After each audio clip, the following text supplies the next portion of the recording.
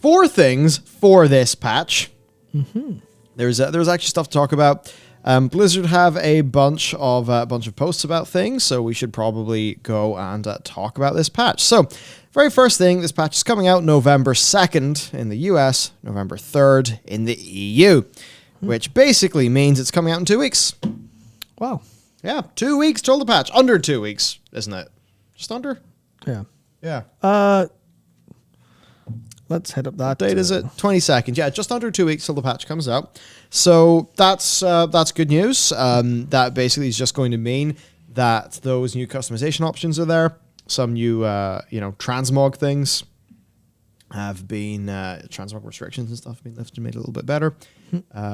Threads of Fate has been improved. Basically, it'll be more rewarding. You can do Torghast for your leveling and a few little things like that. They've also made it that you can freely exchange your Covenant at maximum renown. We can talk a bit about how that works later on. It's good. It's not perfect, but it is good. That's really that. The next thing, of course, is the Legion time walking, which will follow a little bit later on. So to move on past that, though, they've posted a few roundups. I mean, hey, all this character customization stuff, that's great. That's great. Let's just go to this week's PTR updates, though, because I think this is going to be getting on to what people are really interested in. Absolutely. Mage Tower. Mage Tower is back. Mm-hmm. Yes, the Mage Tower is back. But only for 24 hours in the PTR. Yep, indeed.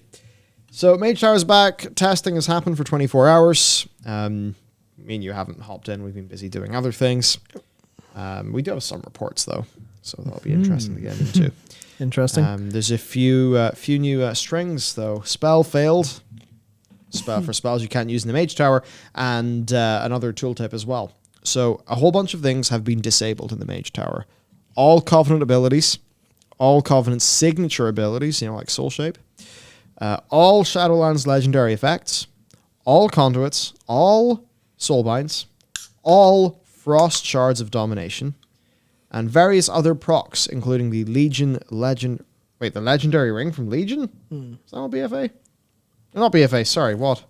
Yeah, well, yeah. Anyway, so that and the Shad Touch Gem, they don't work there. Some other ones, though, do seem to work, but we're probably thinking that's an oversight. I think Taliesin tweeted that he was able to use essences and things, and I mean, if Shadowlands Borrowed Power ain't allowed in the Mage Tower, I'm fairly sure BFA ones also won't be allowed in. Now, I did hear some discontent over this, people being like, hey, I farmed all this shit, what are you saying? I can't use it. In my head, though, I want them to start developing in such a way, right, that it's like built to last. Yep. And I just want you to think, right, if the Mage Tower was going to be accessible for everybody over level 50, because it uses scaling and all of that, but Borrowed Power was active, how do you balance that? How do you balance that from different patches and expansions? And if it's all scaling, I mean, what if one expansion's stuff is better than the new expansion? Then you'd have to go back to the old expansion, get all that stuff. Some people would argue that's gameplay, but I think if you just want this to go in the game and just be simple and fucking work in a way that can be extended for ages, you disable all the Borrowed Power, you make it be balanced around the core of the classes, and then hopefully in the future, instead of doing Borrowed Power, you develop the core of the classes so they have more depth and fun. Class design? Class design. Never heard of it. Class design is the solution. Like, if people are saying, I am sad that I can't use my Borrowed Power, I think the answer to that is don't give them exactly what they want, which is to use their Borrowed Power in there. Understand that they're sad they can't use their Borrowed Power because they feel that's what really makes their class fun, and right now it probably does. But take that as a reason to develop the core class further so that they can have that satisfaction without Borrowed Power in the future, because that is the long-term just health of the game. Yeah, I mean, what an insane idea it is to go, what if the class was fun and designed by the way it is? What if talents provided all the necessary customization and then everything else you got was via gear in terms of strength and stuff? Is that really so radical? I guess the answer is a resounding yes. Could be. Yeah. Now, interestingly, good on you as Wowhead. They did put together a best in slot list. I mean... Yep. How much of this is actually going to survive there? But there is some, neat mixing and matching of different bits of gear and all of that. Yeah. So yeah, there's the Heart of Azeroth. Yeah, bring that back.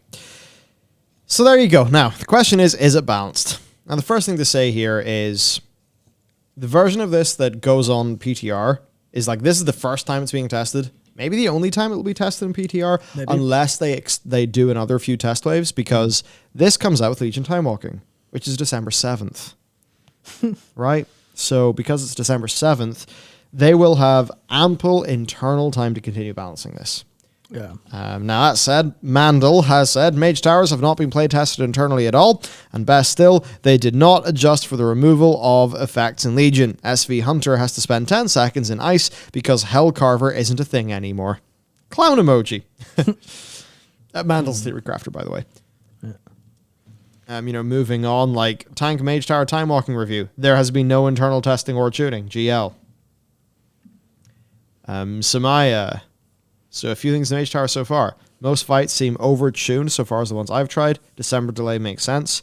It's level scaled and seems a lot of weird mechanic items can be used. Level 45 seems to be mandatory. No limited attempts or quest line intro requirements. So there's plenty of people just hopping on and just being like, this feels weird. Doesn't feel balanced. I have to imagine that will be balanced up over time. Hopefully before it comes out the first time. Yeah, you would certainly hope so, because I feel like just the idea of, hey, here's the new content coming on November 2nd, asterisk, asterisk, asterisk. Well, 2 asterisks. One is, sorry, this isn't actually ready yet. And also, sorry, this isn't actually out yet. Because, I mean, they're using they will be using the Mage Tower in advertising for 9.15. Of course, yeah. Because Legion Time Walking is a big feature. And it's not going to be there until after a month. Which, for us is all fine and well, because we actually follow the news and we know, we know the expansion's not going to have, or we know the feature's not going to be there. So, yeah. Fuck it, we'll come back later. We're not everyone who plays the game. And this is something that I only occasionally remember about, but I think was it John was saying about a guild, or it was someone I know who was talking about a guild they used to be in where no one in that guild ever followed news. They would log in and see, oh, there's a new patch. What's in this patch? So someone sees that marketing and goes, oh, new patch. I guess I'll log in. Oh, I guess I'll sub. I forgot my sub ran out. Okay. That is the point where it is genuinely could be considered misleading a consumer to the tune of $15.